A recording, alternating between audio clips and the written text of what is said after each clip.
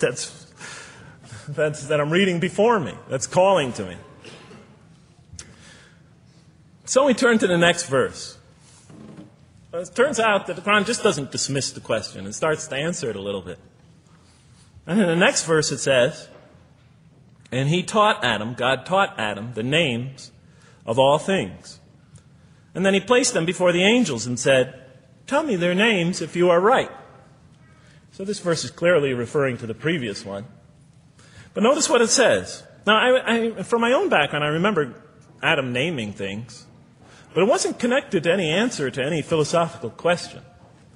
But here, notice what it says. And he taught Adam the names of all things. And I realized already, just from the first verse, you got to read these verses very carefully because it's packed with a lot of symbolism and meaning.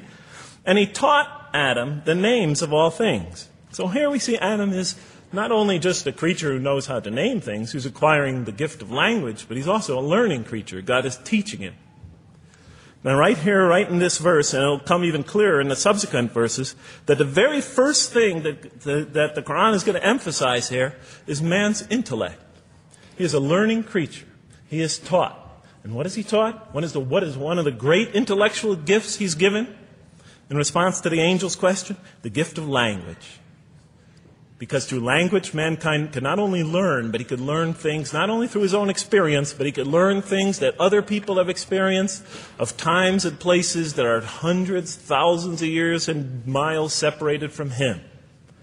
And so that all our knowledge becomes cumulative. Every generation learning from the generation before it. I'm learning today from authors I read from other sides of the world that may have existed 2,000 years ago. And so we all contribute to our collective learning and knowledge. And so I'll see later in the Quran, when the Quran will emphasize this again and again and again. Like in one verse it says, read in the name of your Lord who created. Created a man out of a tiny creature that clings. Read, it commands the reader. For your Lord is most bountiful. Why is he most bountiful? What great gift did he give you? For he taught man the use of the pen. And through it taught him what he otherwise could not know. And time again, the Quran will call upon man to use his intellectual faculties and swear by his intellectual faculties.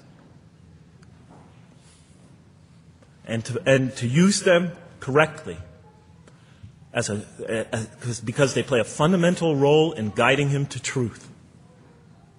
I never came upon a scripture that puts so much emphasis on the correct use of our intellectual faculties, on the harnessing of reason, in helping us attain to faith. And he taught Adam the names of all things. And then he placed them before the angels and said, tell me their names if you are right. Okay, you have this you have this natural question about this creation of mankind. Here, this mankind is this human being, this human creature is a learning creature. He has many intellectual gifts. Here, I'm going to place these things before you. Tell me their names if you are right about man. And what did the angels say? In the next verse they say, glory to you.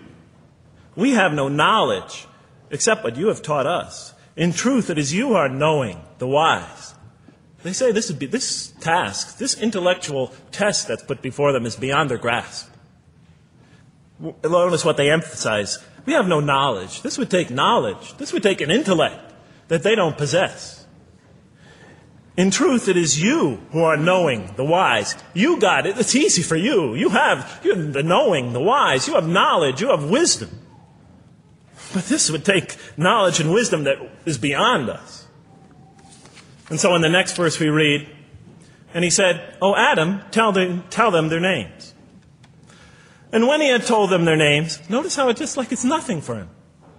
For mankind, he has this phenomenal ability. And when he had told them their names, as if it's just a triviality for man, he names them. Oh, Adam, tell them their names. And when he had told them their names, God said, did I not tell you that I know what is unseen in the heavens and the earth? And I know what you reveal and conceal? And he's clearly going back to the angel's question. Yes, you have these natural concerns about the creation of mankind. Yes, he could do these evil things. But look at this tremendous intellect he has. This is something you have overlooked that you haven't considered. And that's clearly the point of these verses.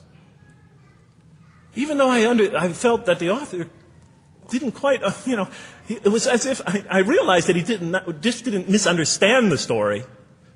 He was taking one of the great stories in the history of humankind, one of the fundamental greatest stories in the history of mankind, and molding it and using it as a vehicle for an entirely original message. And God said, "Did I not tell you that I know what is unseen in the heavens and the earth? And I know what you reveal and what you conceal?" In other words, didn't I tell you I know exactly what I'm doing? And then in the next, and didn't I not tell you that I know what you reveal and conceal? I looked at that. What question what did they reveal and what did they conceal? What did their question reveal and conceal? I thought about it for a minute. Oh, it's obvious.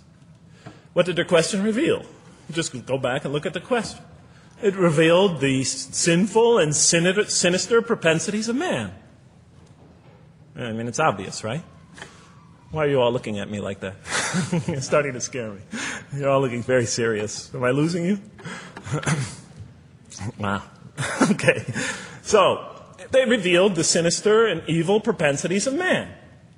But what did their question conceal? And all you have to do is think about it for a minute.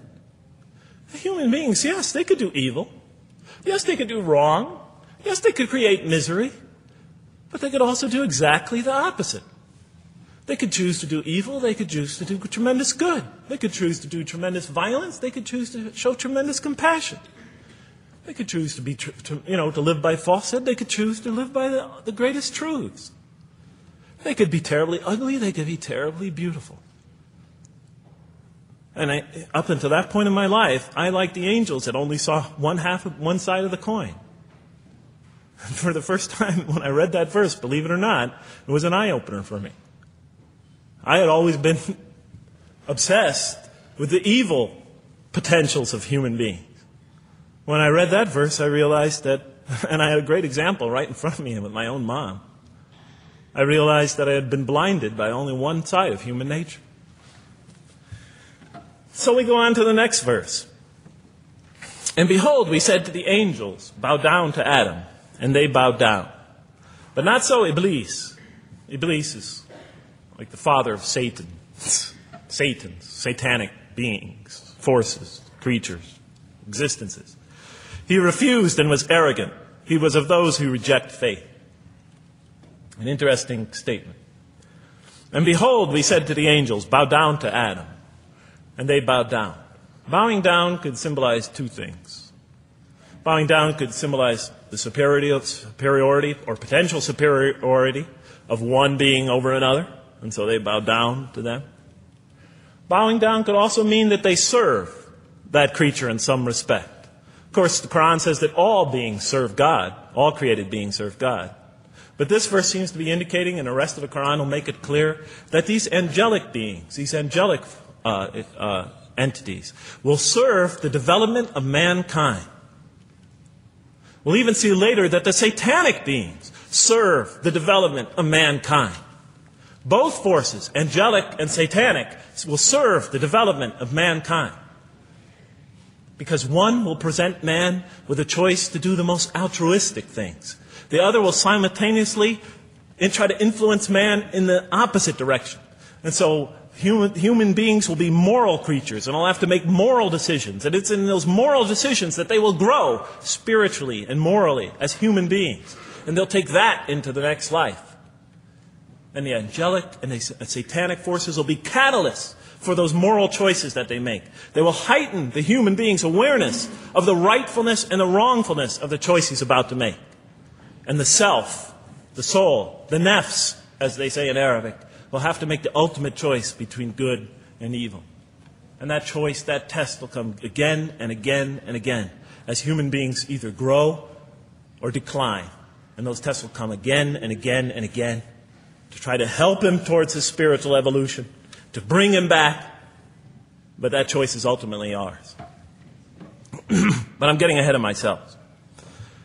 And so we said to the angels, bow down to Adam, and they bowed down. But not so Iblis.